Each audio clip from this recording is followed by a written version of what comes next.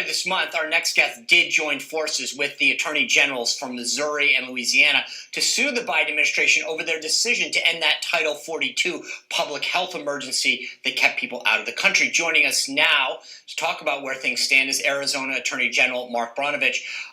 General, good to see you.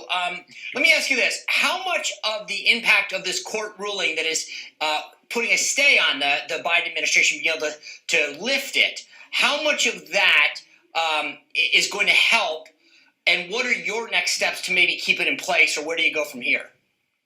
Well, Sean, thank you for having me on again. I think the last time we spoke is when I was arguing at the U.S. Supreme Court when the Biden administration was trying to give benefits to non-citizens. And so I'm very proud that our office actually led this coalition, and we argued the case, and the judge agreed with us that what the Biden administration was doing was illegal the way they were rescinding Title 42. And I tell folks all the time that the Biden administration is systematically dismantling these effective border policies. And we've sued him over his failure to build a wall, his failure over the public charge rule, this failure or his attempt to rescind Title 42. So this is just one of the many things the Biden administration is doing. And it's why me and my colleagues have to constantly be in court suing him just to try to get him to do the right thing. Because as you know, Americans are dying and a record amount of people are illegally crossing our southern border.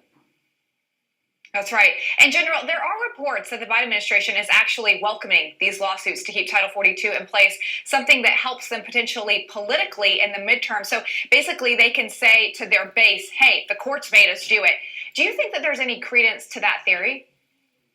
You know, I'm not sure, other than the fact that, you know, whoever is talking in Joe Biden's earpiece is a hardcore progressive left. And whether it's, you know, socializing our economy, nationalizing our elections, and now overwhelming our country with illegal immigration, I mean, they're obviously creating chaos. I mean, so I don't know, you know, where their motives are or not.